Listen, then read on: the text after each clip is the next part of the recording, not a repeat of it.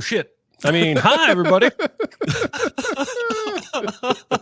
So I've got a guy here mowing my lawn, and I've also got some pretty loud thunder, and I was looking out to see if it had started raining yet, and if this poor guy is going to get lightninged on, and the show started. Welcome, everybody. Welcome specifically to everybody in the live chat. Thank you for coming out on a weird day to discuss some fun movies with us. The big recommend for today is Tim's Vermeer. This is episode 72. I'm Jeremy Scott. And I'm Aaron Dicer. Oh, dramatic. Aaron, do you have any small recommends for us this week? Of course I do. Let's do it. As is per usual, apparently for me, I've got a TV show and a movie. Let's start with the TV show because I'm itching to talk about it. Let's talk about The Bear Season 2. And here's where we hijack Tim's Vermeer and the entire show becomes about Season 2 of The Bear. Jeremy, in private, you have said some pretty drastic things about the quality of this show, that maybe it's the best season of television in the history of entertainment. Is it maybe? I need to watch it more times. It's really, really good. Now you look at a show like The Bear, which had a great first season, great character work. In this second season, instead of doing the usual sophomore slump, which is a real thing in television, just absolutely rockets it to another level. The character work in this season is so intricate and good. I got through, I think this was basically what I tweeted, but I got through the first 5 episodes and I was already like, this is transcendent television making. And then the second half of the season jumped up another notch. So that was before you got to episode 6. Correct. Episode 6, which first of all is one of those things where you're like, wait, and they're here? And they're here? Yeah, and seriously. like, it was just like, without a lot of pomp and circumstance, all of a sudden, all of these heavyweight actors are playing roles, and that's before you get to just the intensity of the authenticity of that family trauma, and so it just teaches you so much about this family and who they were and why things are the way they are and all that kind of stuff. And then it launches into episode after episode of just incredible. That Richie episode, oh my gosh, might be my favorite of the season, even more than episode 6. That Every Second Counts episode it just blew my mind. This is phenomenal TV, and I think it's well worth being in the discussion, as hyperbolic as it might be, of best season of television. So, what are some of your thoughts, Jeremy? I want to. Okay, so first of all, I want to. There's no way I can avoid giving a backhanded compliment here, so I have to. But the creator is a guy named Christopher Storer, and if you look at his IMDb, it's almost 95% stand-up comedy specials. He's got a couple TV movies, a couple TV specials. He's been a producer on some things, but as a creator, and if you take away just director, as a writer, he's only got 6 credits as a writer, and I've never heard of any of them. TV short, TV movie short. How does a guy like that do Shohei Ohtani type? How does he come out of the gate with his first scripted series and it's perfect? How does that happen? I don't know. It just happens. It legitimately makes me at times not want to try and write stories because I will never do this. And that's, I'm exaggerating for the most part there, but this is Everest level storytelling from a guy that appears to me to have come out of storytelling nowhere. And it's incredible. Almost everybody gets their own episode. It's very Lost-like in that way, I felt. Yeah. And the episode where we go to Copenhagen with Marcus, and he is training with, I almost called him Ian Poulter. That's the golfer. What's his name? Will Poulter, who I didn't remember was British. And there's this great extended quiet scene where they're both just working with dough. and talking, and he imparts this wisdom. One of the themes throughout the entire show is failure. Almost everybody either fails or is told it's good to fail. It helps you grow. Uh, Mm-hmm. to the Forks episode you're talking about with Richie, and he's with Olivia, Oscar winner, and they're peeling mushrooms. She talks about her previous failures, Mm-hmm. and she's now a 3 Michelin star chef. They play Strange Currencies by REM like at least 3 times in this season, and there's a lyric in that song that says, I need a chance, a second chance, a third chance, a fourth chance. And I just feel like this show is somehow uplifting, even though it is anxiety inducing and all of these people are broken. It ends messy this season, but I'm still so hopeful. That's magic. That to me is magic, and I'm just amazed. So I don't think there's any way a third season will be anything but good after what they did jumping from season 1 to season 2. And I mean, Jamie Lee Curtis is going to win an Emmy for this appearance, but there are, like I tweeted, there are 4 people in episode 6 that could legitimately win a guest star Emmy.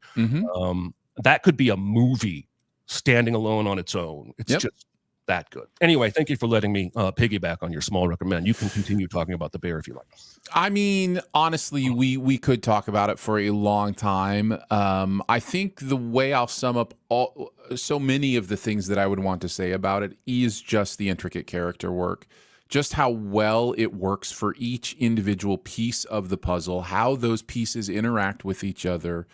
I think of the Carmi Sydney relationship and how interesting that relationship is, because we are trained to see that as a will they, won't they kind of thing through the history of television. And this show doesn't treat it like that at all.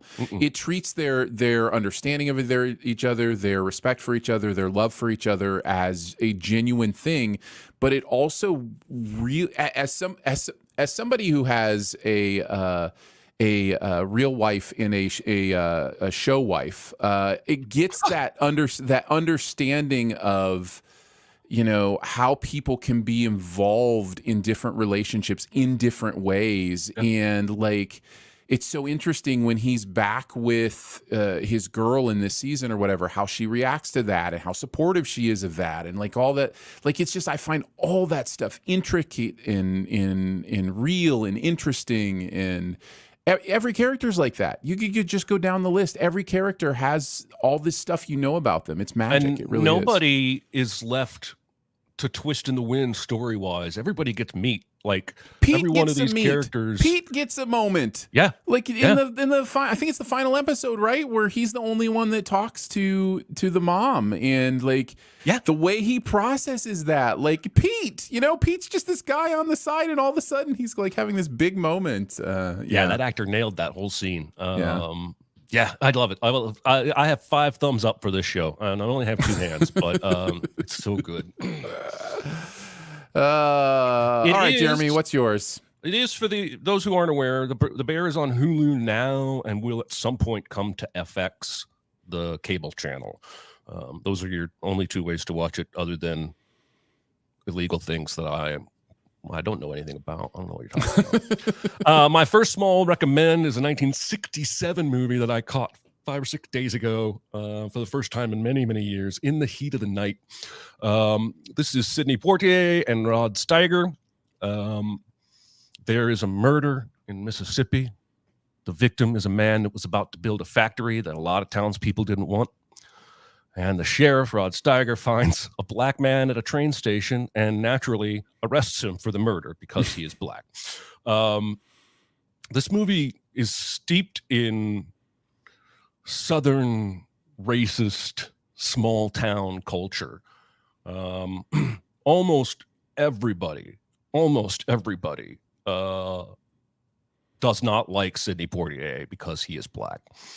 There's a wealthy man in town that he suspects might have done it, and that man slaps Sidney Poitier in the face, and so he slaps him back, and the white man acts indignant, like he can't even fathom this dude slapped him back because of the racial difference.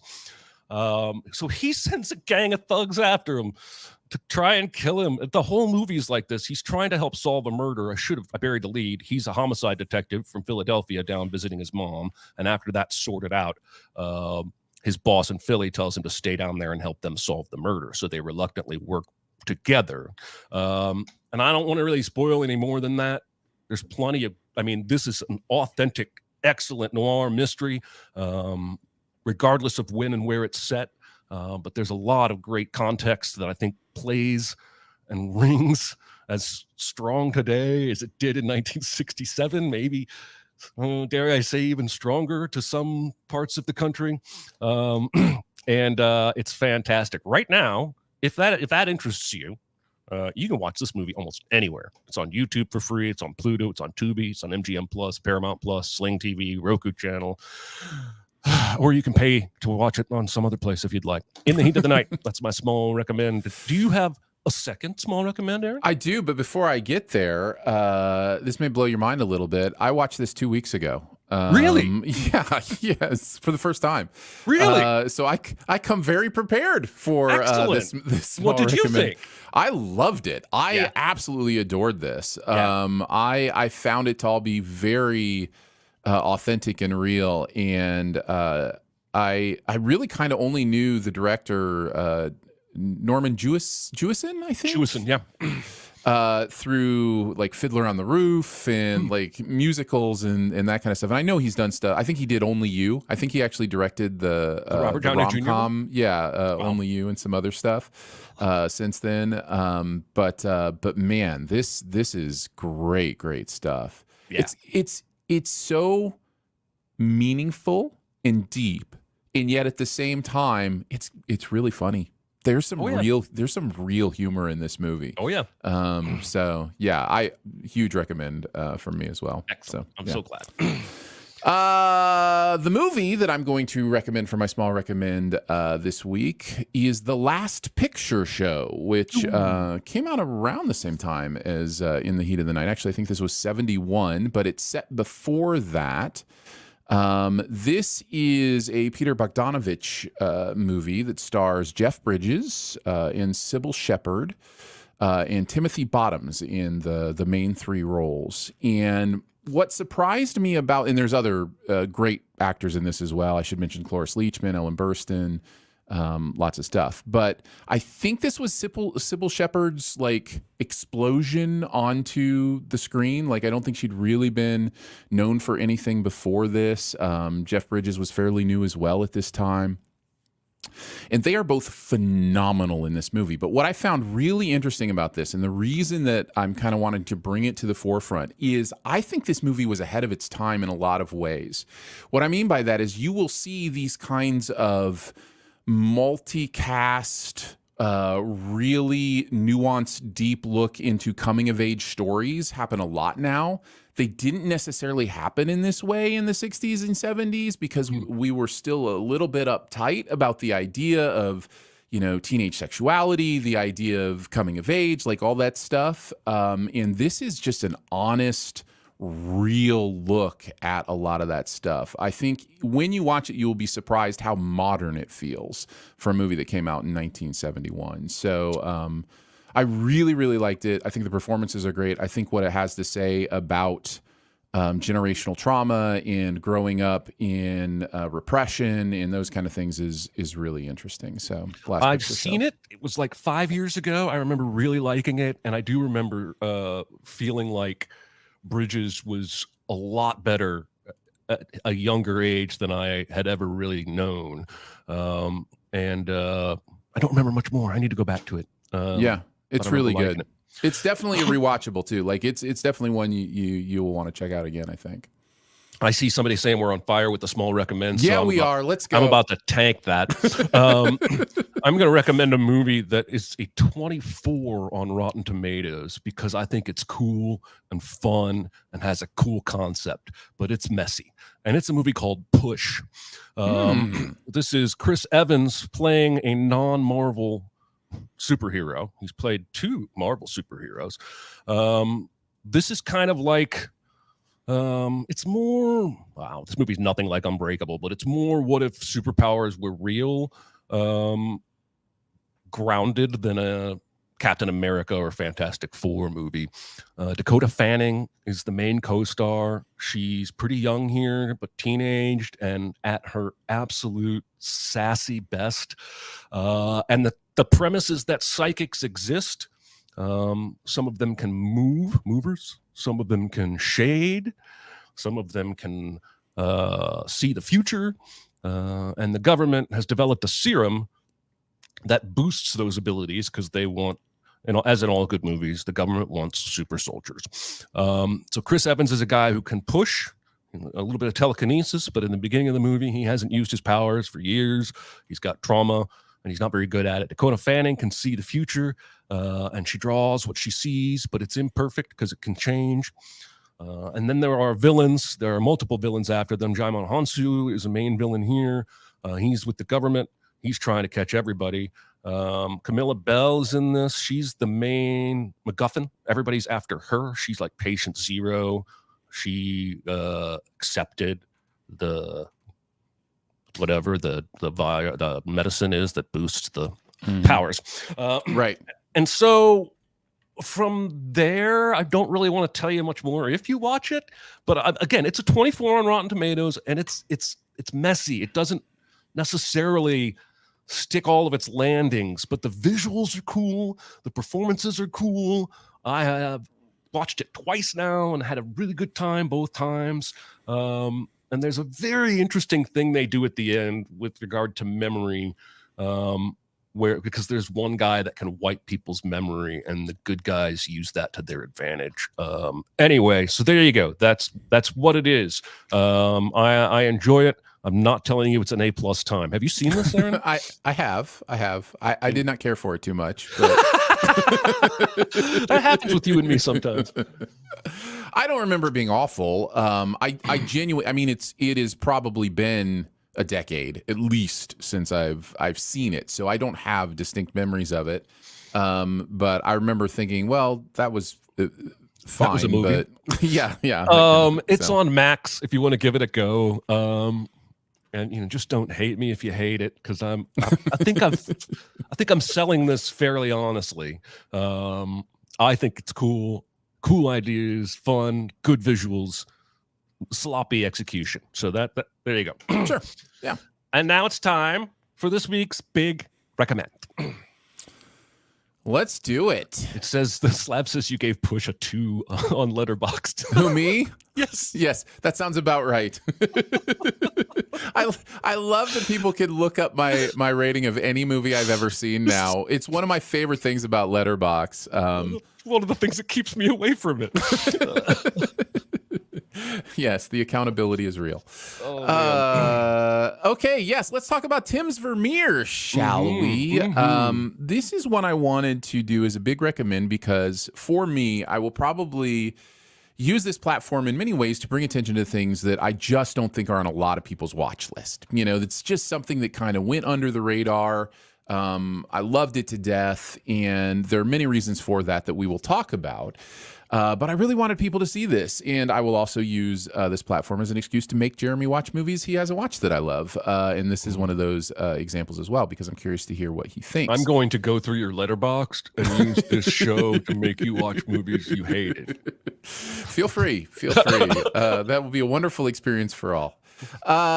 So the premise of this documentary, which by the way was produced by Penn and Teller, yes, the magicians. In fact, Teller directed this movie and narrates and is in it. Well, Penn is in it and narrates. Oh, sorry, I always get their names confused. Correct. Yeah, Teller's the one that never talks publicly. So like he directed it, and Penn did kind of the. I've heard him talk. Yes, I have as well. I've heard him give lessons. He sat at the same dinner table. I had dinner. There was just like 15 people there, but he was there and he talked. Oh, nice. Very, very cool. He did a show in Nashville with Josh Childs, some kind of stage show. Oh, fun. That he was a part of, and I got to go to that dinner. So. Oh, that's awesome. Yeah.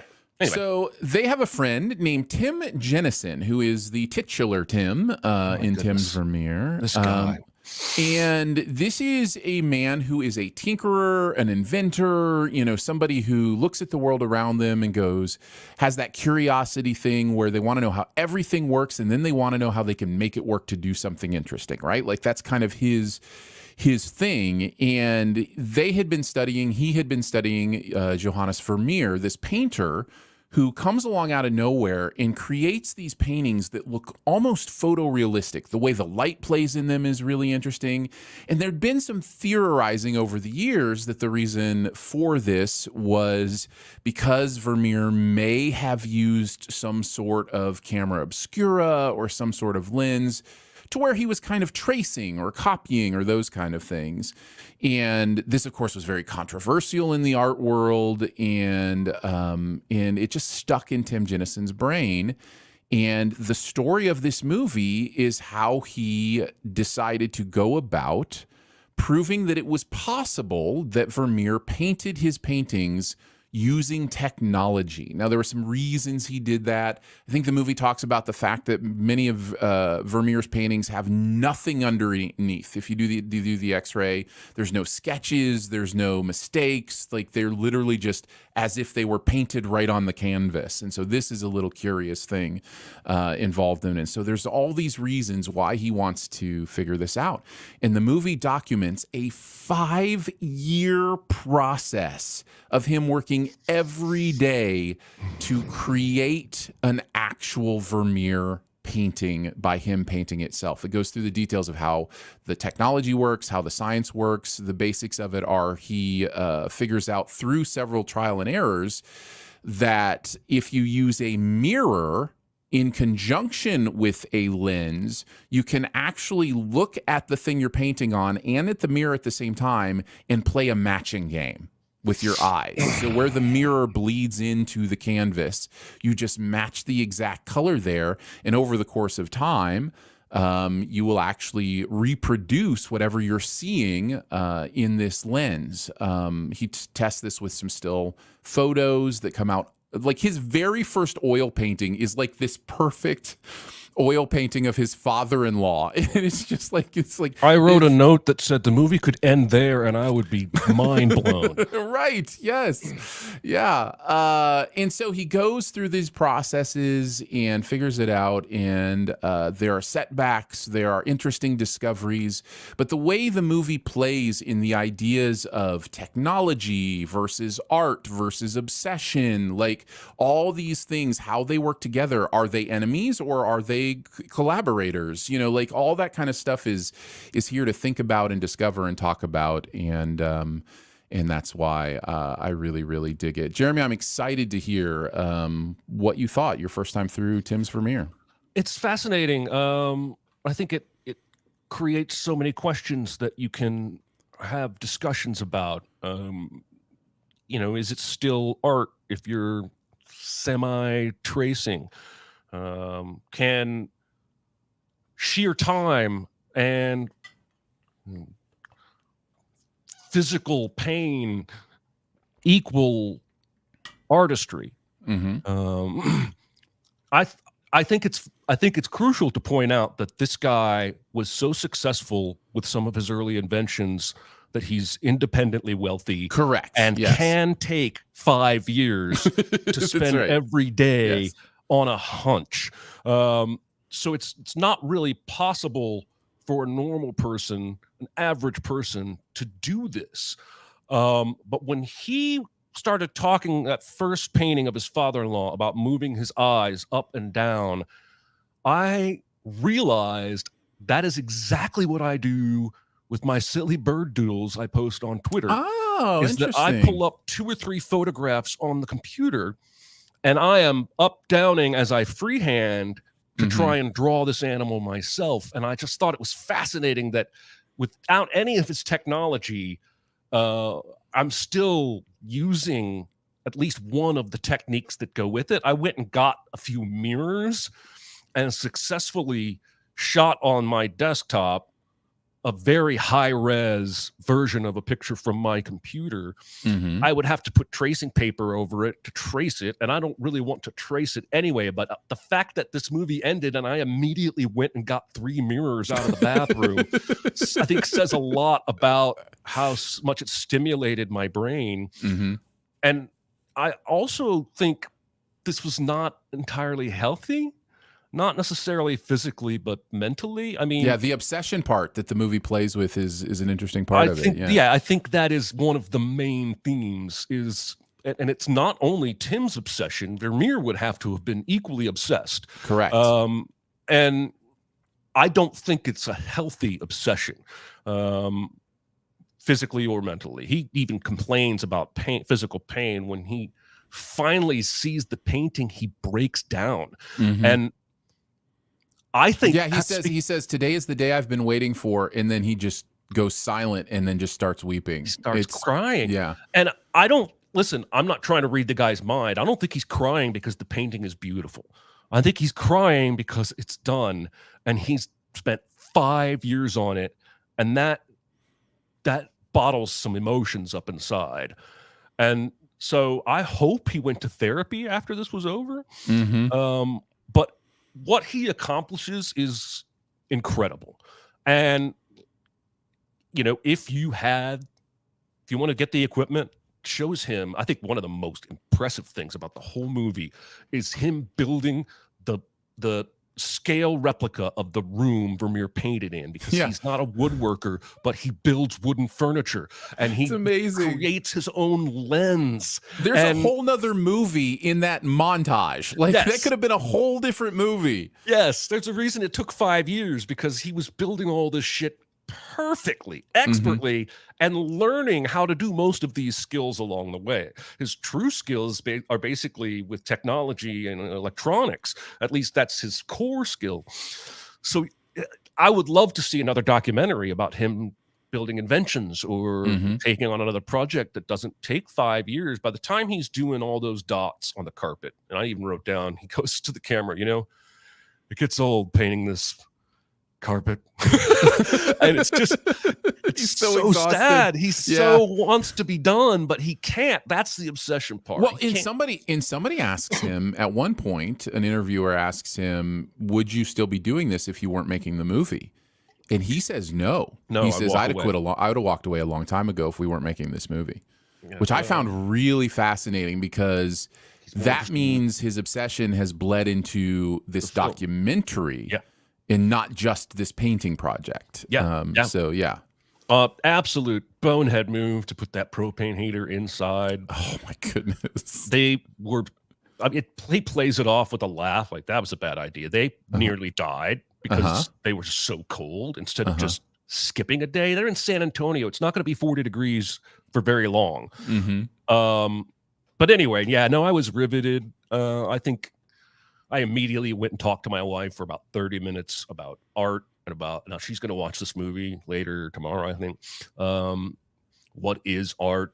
Because some in the art world are really upset about this film or the books that preceded the film that suggested Vermeer use a lens. I guess the suggestion is it's not, like, I think even Penn says is it not art unless you just walk right up to the canvas and do it freehand? Right. And I conclude that it is. I conclude that it is art. It's just a process. If Vermeer had a camera and music lesson was a photograph and not a painting, we would still call that art. Photography is an art. So using technology to achieve the final image is not a cheat. And I don't think you can discount the obsession / dedication that it takes. Vermeer did tons of these.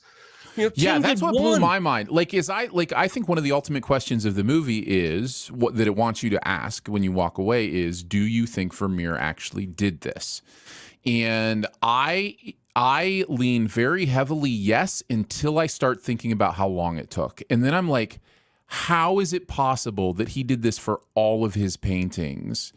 that he would set up a room. And now granted, he's not recreating a room, so that time is shortened now. He's just setting it up how he wants to set it up before he paints it. But even the actual painting process is a year long, right? Oh, yeah. So like it is still possible, but then my brain starts to go, I'm not sure. I wonder if there's more to it than this. But I think there might be. I'd love to see a follow-up when somebody figures it out. Like, it's crazy to me that these guys in the 1600s were like so secretive. Like, this dude didn't write down anything about his techniques because he didn't want anyone to know how he did it. That alone suggests he was doing something beyond just walking up to a canvas and painting. Right. And also there are no records of him having an apprenticeship with another painter, which was very common in that day. So like there are all these little clues that he figured out, a way to paint that was different than everybody else. So yeah. Also, I thought one of the things that I think you could put on this guy's tombstone that really defines him, instead of building the harpsichord table leg in 2 pieces, he cut his lathe in half with a saw so that he could lathe a longer piece of wood. That is an insane way to go about. But he was so dedicated to the perfection of that build, even though he could have hid the 2-piece glue together and no one would have ever seen it, and it wouldn't have been in his painting. He would have known it was there. And just like that curve he almost started doing with the It's my favorite part of the movie. It's my favorite. The seahorse smile is my favorite moment in the movie because it's one of those beautiful scientific moments, right? The discovery of something that you think is an error, but then you realize is actually a confirmation, right? He's like, oh, I must be doing something wrong. But then when he looks at the original print of Vermeer, that slight curve can be seen in some places. And he's like, that's confirmation. Like, because that curve doesn't happen without a concave lens. Yes. Like it's that in the light diffusion idea that they talk about were 2 of the key proofs for me too. I've actually been playing a game called I Love Hue, HUE. It's the concept of the game is that there are these pinned colors across the board, and then you have to place the other pieces in the puzzle so that the color progresses from one to the other. And one thing you'll find out very quickly playing a game like this is you will move something from one side of the board that you think is green, you'll put it where you think it goes, and you'll realize, oh, that's pink. Because your eye can't tell the difference between 2 things that are separated like that. And it's only when you put them close together that you can see. It's a game built out of an optical illusion, basically. Yes. Is it an app? Yeah, you can find it on your app store. The one I'm playing is actually I Love Hue 2. So I think I'm playing the second one, but that is, I think, another one of the big proofs as well through the movie. The other question I wanted to ask you, Jeremy, is do you think this discussion is relevant to how we're talking about machine learning today, and as that involves writing or painting or creating art or all those kind of things? Like, how do we check ourselves in our view of technology and what it can create in light of seeing this? Did you have any of those thoughts? What are some of your thoughts in that regard? I mean, obviously it does. You can connect the dots there and have a conversation about that. But the difference is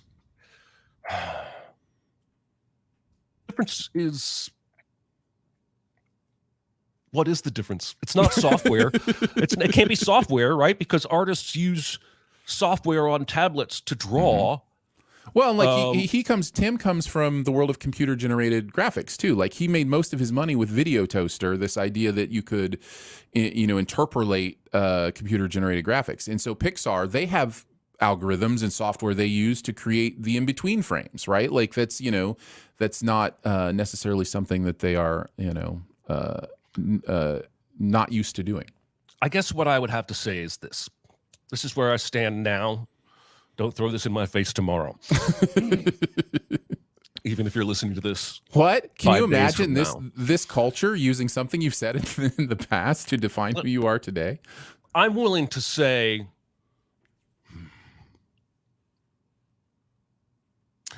I'll ask you a question. Does art have to be created by a human being? I think that is the central question, Jeremy. I think that is my answer to that is no. My answer to that So that's is where I'm at. An AI can make a piece of art, and I'm Mhm. willing to call it art, but I don't Mhm. have any respect for that art. I'm never going to buy that art knowingly, and I'm going to support human created art as much as I can. But Mhm. I'm still willing to let you put the label on that as It's art. it's a wildly it is a wild connection to the deeper conversation about the idea of when we do achieve artificial intelligence, and a lot of the things we are talking about are not artificial intelligence; they are Correct. machine learning, which are two different things. And maybe that changes the perspective. But when we do achieve like actual artificial intelligence, this idea of AI rights, the idea of treating AI as a sentient being, like all that kind of stuff plays into, well, then what makes human art better than AI art? You know what I mean? Like then you start having those, then is that a prejudice that I have towards a human sentient being as opposed to an It's got to be artificially sentient before I'm going to really give a shit. Correct. I totally understand that. And I think we're a ways off from that, as much as we're having fun conversations. Mm-hmm. Slab brings up an interesting point in the chat. He says dolphin. I'm going to go with elephant. Elephants Mm-hmm. paint, and I would call that art. Yes, Sure. because it's created by a living creature and not, an algorithm, ones and zeros. And what you're seeing when people say AI and they're showing you art or video, like, oh, scary AI puts Nick Cage in Star Wars or what have you. That's all machine learning. It's just gobbling up tons and tons of video and photos and then spitting something out. And a lot of it is still pretty silly. I've had several people send me video scripts done by Chat GPT for our videos that are hilariously bad. Yeah. So we've got a ways to go before we get to sentience, and I think we're in the same place, you and I, there on that particular issue. Yes, I think we are in the same place. I always try to check myself and kind of look through any prejudices I might have towards the idea of technology because I am so pro. I'm a tech optimist. Like I'm very pro how technology can help us lead to better things in the future. I often see the positive effects of technology as heavier than the negative effects, and You so gotta that's go just through all the negative shit first, though, man. Like right. Totally. all the plausible utopias I've ever heard or read about are tech heavy, Mhm. and it's tech being used in ways that help, and not hurt. But Yeah. I don't have a lot of faith in our current crop of people with the money and decision making power to do the right thing. Yeah. But we'll see. I'm either Yeah. going to be killed by a robot or a nuke, I figure, at this point. And honestly, the robot would be more pleasant, I think. So bring it Probably. on. I, for Yeah. one, welcome our new robot overlords. There you go. Just get that on the record. Anything else you wanted to say about Tim's Vermeer? I think I have a couple other things I could before we finish up. I don't have any other notes. Just I really, really enjoyed it. Really thought provoking. And yeah, if you're listening to the pod but hadn't had a chance to check it out, I would encourage you to. It's on Hulu and it's deep, man. The other couple things I wanted to mention in my notes, the fact that Tim Jennison, when he was a kid, learned to play piano by slowing down a player piano and following along with the keys. That tells alone you right everything there. you need to know about this man. That alone right there tells you how his brain works. And Right. it's I'd be curious to know what his IQ is. Not that that's a be all end all measurement of intelligence, but that guy's brain is working on another level. And then there was a quote that I thought was good and I wanted to pull out. It kind of plays into what we were just talking about. But at some point, one of the experts that they talked to, which, by the way, we haven't really talked about them, but it's so fun to watch these people who've studied this forever, watch him do this. And I just love the dude rocking back and forth in his wheelchair after he sees the painting. He's so excited. Yes, yeah. One of them at one point says, this wasn't the quote I was going to say, but one of them at one point says, this is better than Vermeer. You're a better Vermeer than Vermeer was, or something like that. Yeah. But one of them at one point says, was Vermeer a machine? Perhaps Vermeer was strong enough to believe he was a machine. And I found that quote really, really interesting. The idea of how we can turn ourselves into an objective accomplishment as opposed to the subjectivity that plagues us, right? I feel like Tom Brady's done that, right? Like he's right. turned himself into a machine in the way he works out and on his diet. I don't think that guy's had sugar in like 15 years, man. That's absurd. There you go. That's Tim's Vermeer. I also, you made me remember the scene where they want to go see the real painting, but it's in Buckingham Palace. And the Queen says no. Yes. And so you hear Penn go, so we shot this whole thing about how much the Queen is angry, and then they speed it up. And then he's like, the next day she changed her mind. And so Tim gets to go in and see the painting. He can't take any notes. He can't take a camera.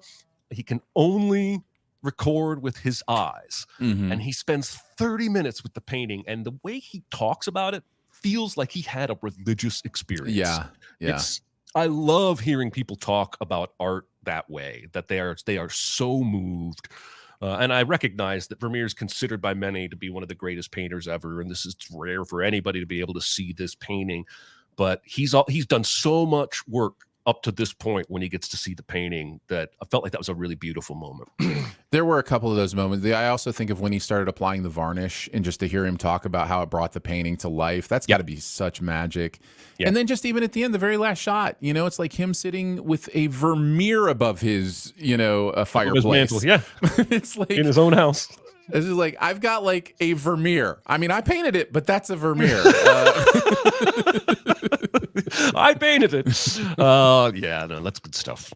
Yeah. What about your super secret double feature, I should say? So I immediately thought of one that I thought was so dead on, I typically might not use it, but I also realized it's also very underseen, and no one in our chat has come close to this. So I'm going to go with it. But first, I want to tell you, I wanted to go with the Prestige because I think that has two elements that match: obsession and what counts as magic. Similar to what counts as art. But I decided to go with something that was a much more direct experience, and it's Exit Through the Gift Shop. This is a documentary with Banksy and a bunch of other street artists, and a man who has been filming street artists who decides to become a street artist and is instantly wildly successful with people. And may or may not be Banksy himself. And may or may not be Banksy himself. The entire thing may have been staged and a hoax, and no one can say for sure either way. And so I just feel like that's too perfect a pairing on the questions of art and what counts as art and why does art have value. So yeah, Exit Through the Gift Shop is my super secret double feature. Sadly, you have to rent this movie. There's no streaming service that has that movie on it currently. But if you go to someplace like Amazon, you can buy it or you can rent it. Have you seen that, right? Oh yes, yeah. It's another very fascinating documentary. I really enjoy it. It was too good for me to pass up. I also briefly thought about The Aviator just for the obsession, but sure. It ends a lot more negatively than Tim's Vermeer does. All right, so next week's homework, I had to pivot at the last minute for reasons that will only be known to me and Aaron, and it's Booksmart. This is a 2019 comedy. Olivia Wilde directed. Beanie Feldstein and Caitlin Deemers are your stars. It's on Peacock. It's on Fubo TV. And if you have a premium subscription on Hulu, you can watch it there. It's rentable in a bunch of other places. It just didn't make very much money. You look at this movie's box office, I think it's like $20-some million. $25 million. That to me screams horribly underseen. And this movie is outstanding. If you've seen Don't Worry, Darling, and you have questions about Olivia Wilde's leadership, put them aside because Booksmart is a home run. So there you go. That'll be next week's movie. Very much looking forward to it. I have not seen it since I saw it. Yeah, I don't think I have either. Yeah, I'm very much looking forward to it. It's on Prime and Tubi in Canada, says the Crimson Pez. Thank you, Crimson Pez. Nice. All right, now we're going to do some questions because we've skirted them for a few weeks now. Somehow we talked about Tim's Vermeer and the Bear season 2 and still had time for questions. Amazing. Well what done. That tells me is we could technically go back to talking about the Bear, but let's not do that. Some of these questions have been sitting here for a while and they're gonna get stale. What is the most obscure movie you've ever seen in a theater? I think when you're talking about my movie critic career, you're dealing with a lot of obscure movies. So I could name a lot of very obscure movies. Many of the ones probably at the top of that list are the faith-based films that I've seen over the years that are just very obscure. Movies like 2015's Marshall's Miracle. Anybody remember Marshall's Miracle? No, you don't. No. 2016's The Masked Saint. Anybody remember The Masked Saint? No, you don't. So yeah, those are probably the ones, the most obscure that I've seen in a theater. I would go to a theater and see these things. Yeah, that's wild. I have two. One you may have heard of. That's a little horror movie called Rubber, where a bouncing rolling tire kills some people at a hotel, and it's wild. The trailer before that was Hobo with a Shotgun. Give you a little bit clue of the vibe.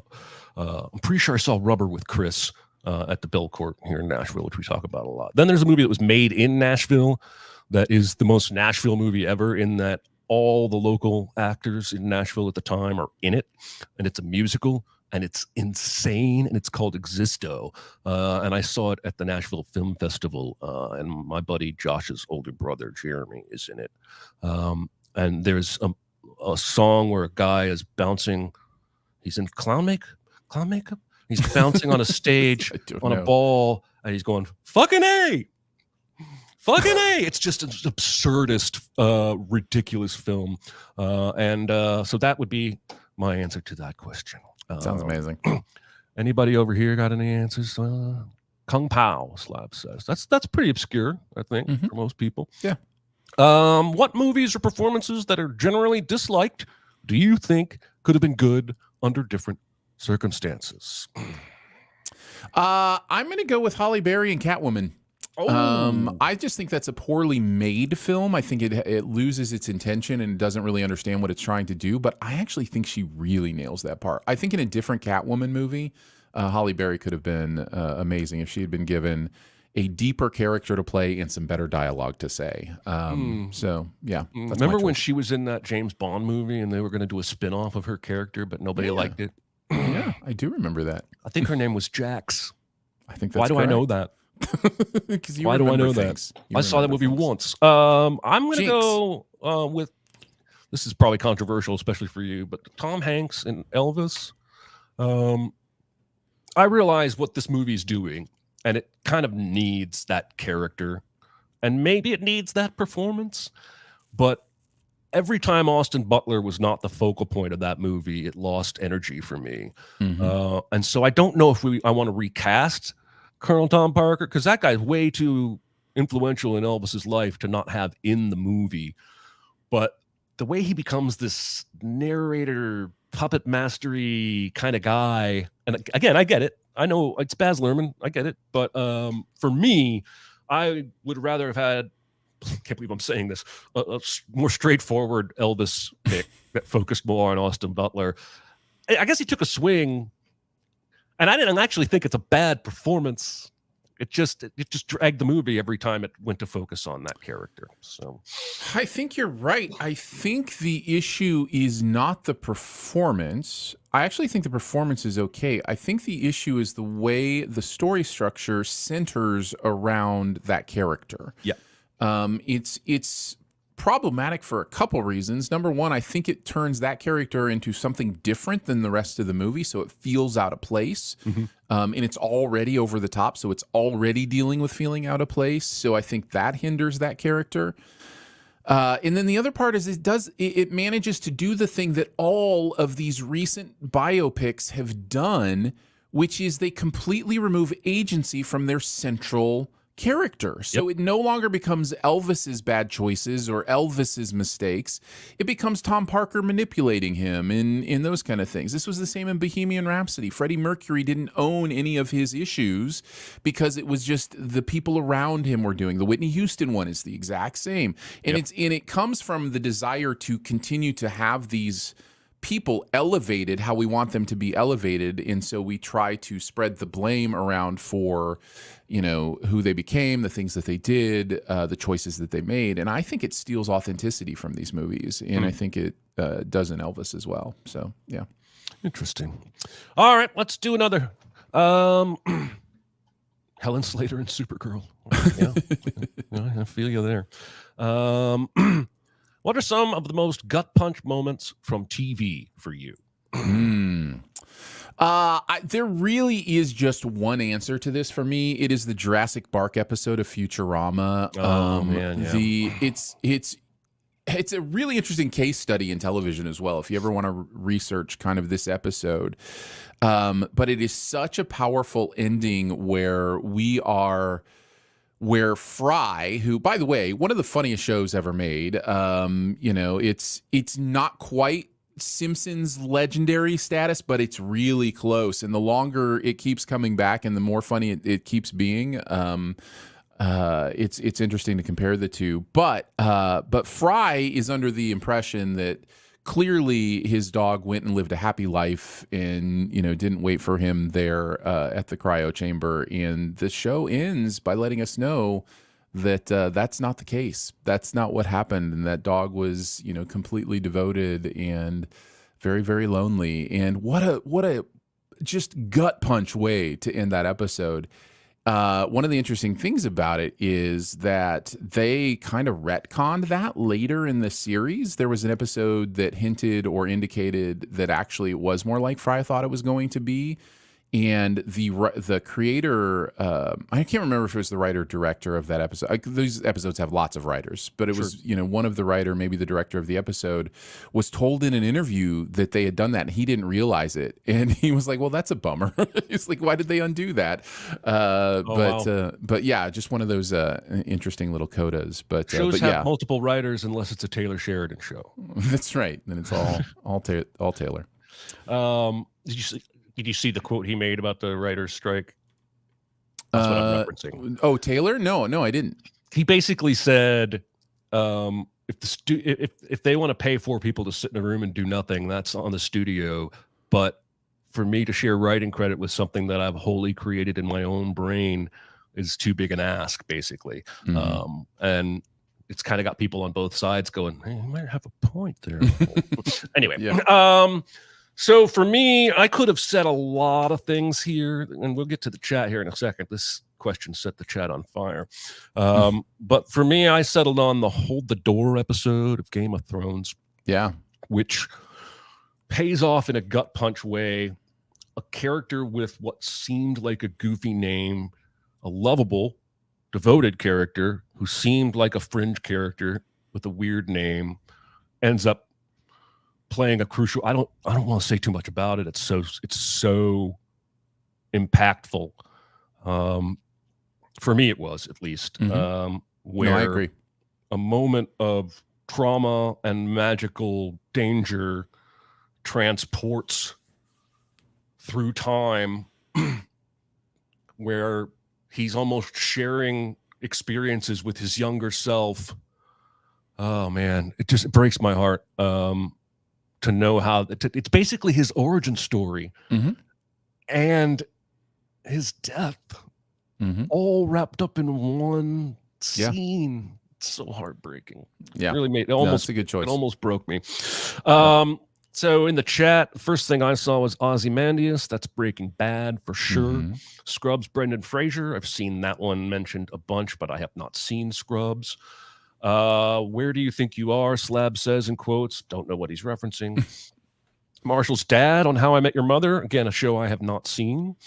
Bunch of people agree with you about the dog. House when a character died. Scrubs. Well, I should maybe read these before I say them out loud. Supernatural when Sam died. That one probably impactful as well. Haven't seen that show, but I was about 100 yards away from those guys once, and they stole all of our audience. We were at a con in Rhode Island, and we had seats for 200, and we had about 150 in there, but like 30 minutes later, the Supernatural panel started in the next room over, and they had 3,000 seats, and we lost a bunch of our audience when that started. And I don't know that I blame them. That's all right. I once performed somewhere for about 50 people until they brought out free pizza in the very back of the room, and then there were three people left. Oh no.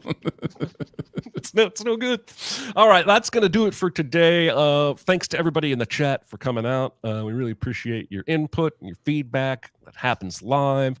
You can watch us live on Twitch or on YouTube. We will be recording, Aaron. When do we record next? It's a great question. I'm good on the 4th of July. Would be the normal time. If I am too. Then we'll do the 4th of July. I'm not a ceremonialist guy, so let's do it. Maybe people will be off work that haven't usually been able to join. That could be fun. So Tuesday, Central Standard Time, 4th of July. Don't you bring any goddamn fireworks. For Aaron Dicer, there's a Jerry Scott saying goodbye. We'll see you next time, everybody. Thank you. Bye-bye.